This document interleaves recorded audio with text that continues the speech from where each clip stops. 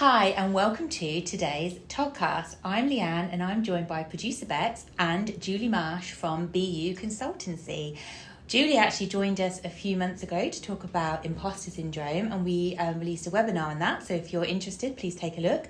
But today we're here to talk about supporting Generation X and getting them back into the workplace. So Julie, do you want to kick us off by telling us a bit about yourself? Yeah, of course. So hi everyone, I'm Julie. I'm the founder of BU Consultancy and Coaching, offering HR consultancy, coaching, mentoring, services to businesses, and also something called motivational maps. And I think for me, this topic really interests me because I am Generation X. Yeah, well, actually, I printed off the definition of Generation X. They want less supervision and the ability to get down to work. They want space to do their own work. Autonomy is important. They view everyone as being the same. Having a conversation immediately after an event is more relevant than waiting. They like to hear feedback, so they give it freely. And they like to talk about personal and professional lives. And it says here that the date for Generation X is 1965 to 1981. But I think there's a bit of flex on that, isn't there, depending on where you look. So that's really interesting, actually, because my parents are obviously Generation X, so they would have influenced me, but I am technically a millennial. Rubbing it in. Yeah. Sorry. It's okay, not jealous at all. You're completely right, where how we take in information as children, depending on our environment, will shape how we see the world. It's something in neuro-linguistic programming called the face map. It's how we take in information that changes our behaviour and our states to then how we communicate and how we deal with certain situations. So depending on influences will be dependent on how we see the world. Okay. So our topic today then, supporting Generation X in the workplace. Am I to assume then that they might have been out of work for a certain period of time? Yeah, and I think there's lots of different factors that we've got going on. So it could be that Generation X, their children are just going off to uni, flying the nest, so they've got that freedom. Yeah. So it could be that actually they're looking at changing their career options. It could be that during COVID, how we all had that, I say generally, we all had that reflection time. I know I certainly did. Where you come to think about actually what is it that's important to me. Yeah. So it could be that people are still on that journey of working that out. But also it could be for health issues. You know, Generation X, unfortunately, hate to admit it, we're getting older. Yeah. So there's those Isn't complications. I know, it's such a rough ride, isn't it? And I feel as well, maybe Generation X might have some confidence issues where they think they're too old to maybe get the new job, and they think the younger people will get the job over them because of their age, potentially. Yeah, 100%. I think we've got, obviously we did the webinar on imposter syndrome, so very worthwhile checking that out. That can come across especially when people have had a break from the workforce or they're thinking of applying for new jobs. And what you find with females specifically, we tend to feel that we need to be able to do everything on a job description. Yes. Before we apply for that job in the hope we might be successful. Whereas, unfortunately, if you're male, you only need to do one or two things and you just think, well, actually, I'm going to go for it. Yeah. Because we don't have that same output and perspective on applying for jobs. So I think that can creep in as well. Actually, I have a friend recently who's looking for a new job, and she's actually Generation X, and I sent her a job and there was one thing on there that she didn't have that they'd asked for, and I was like, well, go for it anyway, because you never know. Because being in the recruitment industry, we know that companies will accept people that aren't 100% right if they're the right culture fit, or if they've got the right experience or knowledge or skill set. So yeah, definitely give it a go. Yeah, it's a huge thing. And I think as well, if I know I've had conversations over the past couple of months where people have been applying for jobs, but the thought process from those individuals has been actually cheaper labour. We've got cost of living going on. Employers are looking for lower pay rates, younger, more more inexperienced individuals may actually accept lower salaries. Because they also probably have less outgoings as well. They might be living with their parents, don't have the mortgages and the bills. Yeah, definitely. And I think all of that can build onto the lack of confidence or that unknown. So whether you want to move, whether you feel strong enough to move, able to move, etc. So companies then, to support employing the Generation X people, they could be more flexible, couldn't they, in their approach, and maybe look at a more diverse workforce and have an older workforce as well as a younger workforce to get that. I feel like you're laughing at me. I'm not at all. I think it's absolutely fantastic and it's spot on. Yeah. Because if we think about Generation X in the workplace, we're thinking about a group of individuals that want less supervision.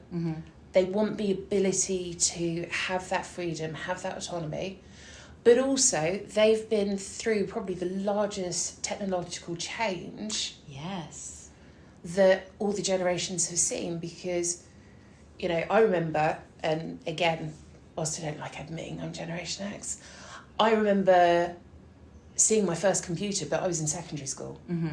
Right. And I got my first phone when I was backpacking in New Zealand, rather than just having it as a teenager and being able to connect that way. So we've had to adapt and change our mindset. And because of that, I think that's really led to an open-mindedness of anything is possible. Yeah. So it's having companies being aware of that, being supportive, offering the flexible working, offering the hybrid, condensed hours, rather than having that set routine, especially after COVID, because we've all changed how we feel about things and how we see the world, what's important to us. Yeah, and I think COVID has sort of taught everyone to be more flexible in their approach with anything, not just the working world. It's funny what you said about changing, though. We were in the office the other day and a song came on the radio and I was like, I remember this song. It was the first record I ever bought. Yeah. And someone was like, record, laughed. And I was like, no, an actual record. Yeah, I had that. But yeah, so they obviously didn't have records when they were growing up. So yeah, Generation X have literally seen landline phones, even like Sky TV, all of that come on board, and it's like completely different now. Oh, 100%. Yeah. It really is. And I think where you're thinking about supporting the workplace, it's then having a look at menopause policies and supporting the older workforce in terms of what they need to be able to continue to be as successful as they are. If you think about it, baby boomers are starting to retire, have had the option to retire, which is absolutely fantastic. But you've then got Generation X moving into the C-suite. Yeah. And then as the generations form, it'll be the next and the next. But I think for businesses, it's that flexibility, it's that communication, the autonomy, and actually that's going to change the culture of a lot of businesses. Yeah, definitely. Yeah.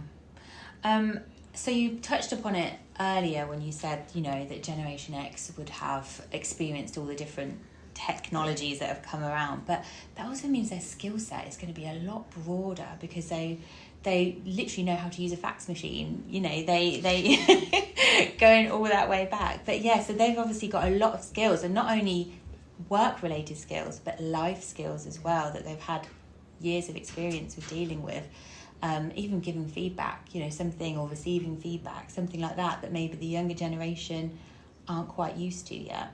Definitely. And I think that gives them a really good opportunity for mentoring possibilities and providing that support. And actually companies can set up something called reverse mentoring, where you've got the younger generations mentoring the older generations in tech. Yeah. But then you might have the older generations mentoring the younger generations in life. Yeah.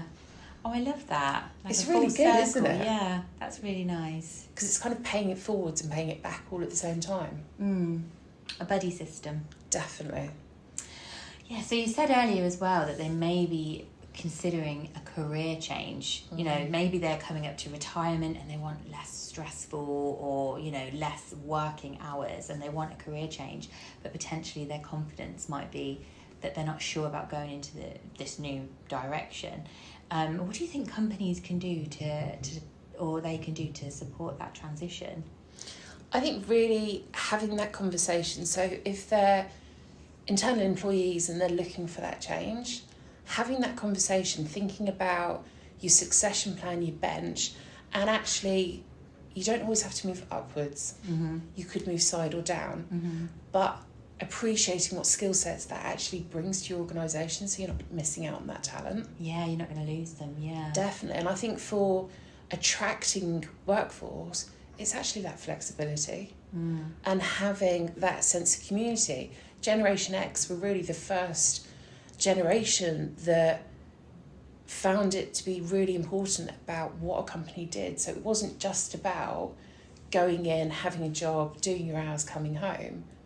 They wanted to be proud about what the organisation did, the values, what it meant. And I think being able to show that within your recruitment stages or on your company pages will mean so much, because you think of your corporate social responsibility or your ESG, whichever your terminology is, that's going to be how you're going to attract the start of Generation X, but also all the other generations, because that is something that's followed through. So if there is someone from Generation X looking for a new career path, a new job, change of direction, networking could be a really good way to sort of open up some doors and reconnect with the working world, do you not think? Oh, definitely. And I think networking is such an important thing. I know that I certainly came from a world of thinking, well, network's just an added thing that you've got to do. But actually, you're working your net of potential customers, contacts, connections, whatever it looks like. So for me, networking, again, after COVID, has really, really shifted. It's gone from always being face-to-face to where you have virtual, you have hybrid networking as well. Okay. There's apps where you can do networking and get support and guidance and help. So there's really, the options are endless. And I think that for Generation X is really, really great, because that enables that flexibility in our approach and our style, bearing in mind all the changes in technologies we've seen, to pick and choose which one suits us. And I still like doing face-to-face networking. I really enjoy it, but also I quite like the online for the ease of it, and actually that's more flexible at times that I need it to be. Yeah, so they just need to go out there, maybe find a few networking events, and you never know who you're going to meet either, and you might meet that potential new employer that's willing to, you know, give you a shot if you come across really well in the networking event. Definitely. It's about being able to connect with individuals, and I think again the joy of Generation X is that we've got that experience. We've had that exposure to be able to talk to so many different ranges of individuals, but also we've seen the technology, so we can have the conversations about Twitter changing names and new platforms through to the fax machines. And do you remember the dialing tone of the internet? And terrifying people. I think that's great as well, because face-to-face as well, you can really get your personality across. And if you mention, you know, that you are looking to re-establish your working career or take a change of direction or go part-time, you know, just meeting that person, and if you have that face-to-face connection and build that relationship, I think that's a really good place to start. Definitely. Yeah, because some companies, you know, there might be a bit of an age bias on who to recruit. Maybe they want the younger generation because there might be a less higher salary there for them. But yeah, Generation X do bring a wealth of experience, and if they can portray that in a way. Yeah, definitely. And I'd say for the organisations, think about the recruitment ads that you're using. Think about the words that you're using. If you're saying mature, if you're saying young, junior, all of those things, we filter that information and think, actually, well, a junior is someone who's younger, is someone who's less qualified, or mature isn't a 18-year-old that's actually had loads of life experience. Mature is someone who's this generation or that generation. So that can normally come into play. I think there's also the other thing to consider as hiring managers, how people feel if they've got someone's CV in front of them, but actually they're really, really qualified. And not being scared by that. Because if you've got someone, you're a hiring manager, let's say, you've got someone's CV coming through and they outrank you in their experience and their qualifications, how do you feel about it? I see, yeah.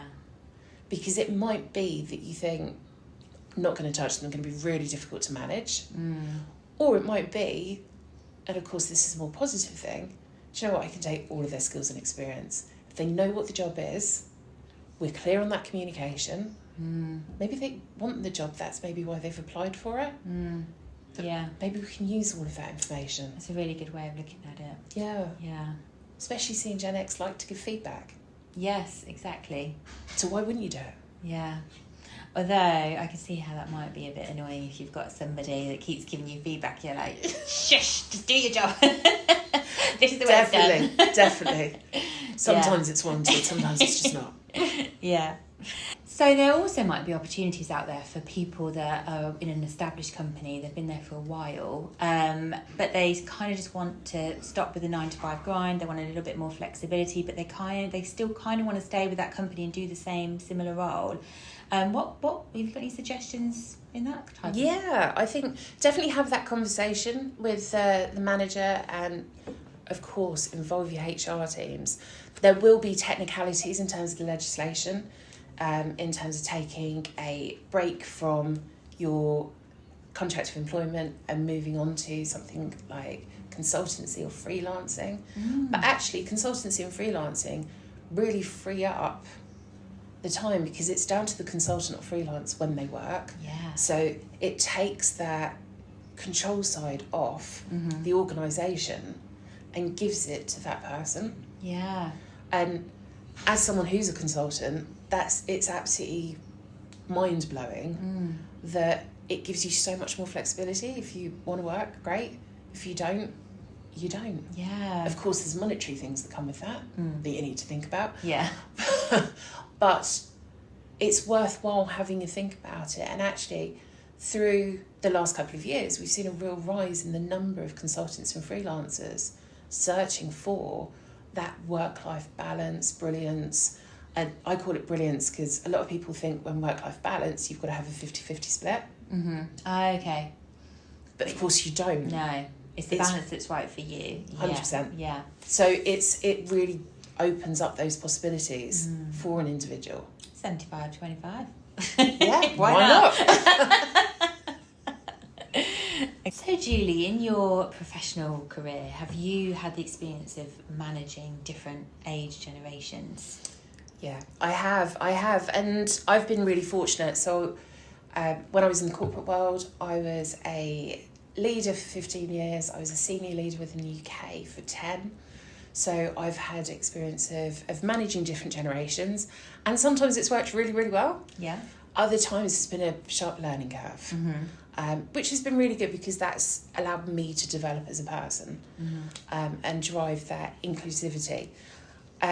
Some funny times, I think, where I've been caught out is I had a team of about 16 individuals, all absolutely fantastic. So massive shout out to all of you. That there was one particular one who piped up one day and said, "Do you realise when you started work in this business, I was still at school?" Which of course is what everyone wants to hear. Yeah, of course. Yeah. So me with my straight face and my dark sense of humour was, right, get up, pack up, leave. Just leave. She looked absolutely horrified. Oh no. And then I was like, no, sit down, carry on working. But it was that kind of shock moment of, wow. Yeah. And I think then when you start having to explain things that have happened in history as well, it can be a revelation that people, of course, don't have the same experience that you have. They don't have those same filters. Yeah. When I first started managing, and I was managing someone of an older generation, again, it's a different style that you need to take on, because it's really that situational leadership where you're adapting your style to meet the needs of the person, the task that you're performing, because you may not respond in the same way. You may not have the same conversations. I know with younger generations, it's talking about, I'd be having conversations about splitting up with their boyfriends or their first migraine. Whereas older generations, it might be about their children going to uni University. or health issues, things like that. So it's just being mindful of that. Yeah. But yeah, it's definitely been an interesting journey. And I imagine there's probably also a difference in the way they actually do their work. So I feel like, and I'm only saying this because I have a teenage daughter, that the younger generation are more hesitant to pick up the phone and call somebody, whereas the older generations have no problem with that, because that is how we all communicated back then. Whereas now it's texting. Yeah. Yeah, so sometimes I'll ring my daughter, she won't answer, and then she'll text me, what do you want? What you told the phone. I want to speak to you. Oh, well, this conversation has been so good. Thank you so much for all your insights on Generation X. We like to end each podcast with the one word, which is just a word that we like to leave people with to ponder, to kind of sum up the whole conversation that we've had. Would you like to go first? Go for it. I think my word would be inclusion. Nice. I think I'm going to choose brilliance. Nice. Producer Bex? Reversed mentoring. Ah, yes. Fantastic. I love that concept. So thank you everyone for joining us today. Thanks Julie for being here too. And don't forget to subscribe to Toddcast so you never miss an episode. Bye. Bye.